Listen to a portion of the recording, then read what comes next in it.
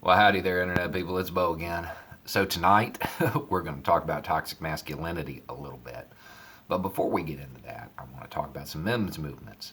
We have to talk about toxic masculinity because I mentioned it in that last video, and the comment section, especially on YouTube, went crazy. Apparently, that is an offensive term. I didn't know that. But we need to talk about some men's movements first because there's an overlap there that I think people need to understand, and it's really important. So, if you're a member of a men's movement, what I want you to do, or if you were offended by that commercial, I want you to just nod your head as I'm listing off these ideas if you agree with them, and keep track of how many of them you agreed with. Okay? The first is that feminism has kind of turned down the volume on men. We're not as important anymore, and we're getting blamed for everything. Okay? And that the separation of men from their boys, a bunch of men or boys being raised by women, has led to them being feminized and emasculated. All right. That just too much exposure to femininity in general has led to men not being men anymore. Okay? And the other one is that things like the Me Too movement, just constant accusations of sexism, has kind of caused emotional damage to men to the point where we don't even know what we can say anymore without getting in trouble. So those are four main ideas. I'm willing to bet that a lot of those that were upset agreed with them. If you did, and you were alive in the 80s or 90s, you might have belonged to something called the mythopoetic men's movement. Okay? Now, these were men that felt masculinity was slipping away, and they needed to come up with a way to get it back. So, they're credited with a lot of things, They tried to bring back some rites of passage for young boys. But for the most part, they just wound up hanging out in the woods, beating their chest and telling stories to each other, which is cool and a little strange, but cool. The other thing they're credited with is coming up with the term toxic masculinity. Yeah, that didn't come from feminism, guys. It came from the first MRAs. That's where the term originated. Toxic is not an adjective, it's a modifier. It was a way for them to distinguish between what they referred to as hypermasculine, immature behavior, okay, and the deep masculine, the stuff that mattered.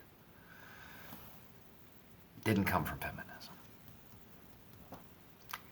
The problem is that today, that hypermasculinity has gone so far is that people don't even realize, a lot of men don't even realize that it's bad. They don't get it. So the term is now offensive because people don't know what it means. Anyway. So these guys, they were afraid that if left unchecked, one of two things would happen. Men would either become hypermasculine, toxic masculine, or they would become feminized, and we would lose that half. We would lose masculinity. Interesting. And they believed that toxic masculinity was the extremes. The extremes, the need to dominate everything.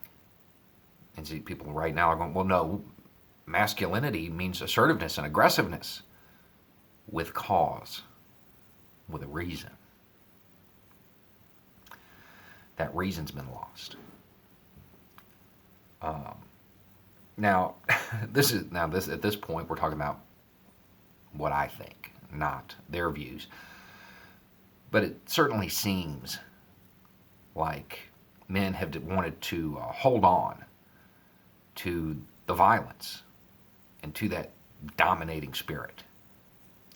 But they lost all the ideals that went with it. They wanted to hang on to it because it's glorified. It had to be glorified. The system had to glorify it. Otherwise, stupid men wouldn't run off to go to war. No, nobody wants to go die. But if it's glorified, well then, you got a reason to do it. And that glorification of violence has led to men wanting to use violence for everything. And the loss of the ideals is perfectly encapsulated in one of the comments. Well, actually the same comment over and over again from a bunch of different people.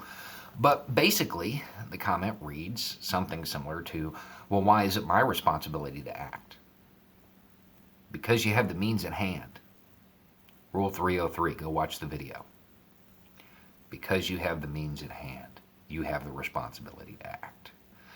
And if you were masculine, real masculinity, you'd know that. That ideal would still be ingrained in you. But it's not there. It's not there because rather than men becoming hypermasculine or feminized, both happened. Both happened.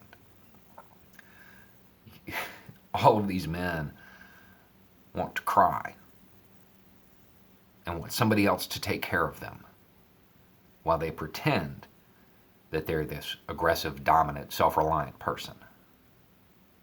Why is it your responsibility to act? Because you're there. That's why. And the funniest part about the comment section, I meant to write down his name, but he had a Qbert for his profile picture on YouTube. He said the best part about this is that if these men were really masculine, the ones that were upset, that they wouldn't care. And it's true. That's true.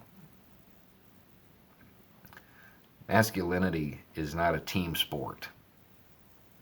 That's one of the things that the mythopoetics had right. It requires a lot of introspection.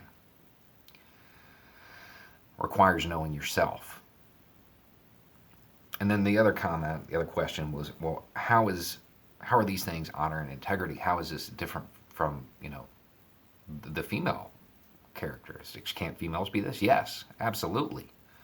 Absolutely. They can embody all of those central tenets. But they tend to exercise it in a different way. Men are more aggressive. And right now there's somebody, women can be assertive. Assertive is not aggressive. Men are more violent. That's fact. Statistically proven, it's fact. Men are more violent.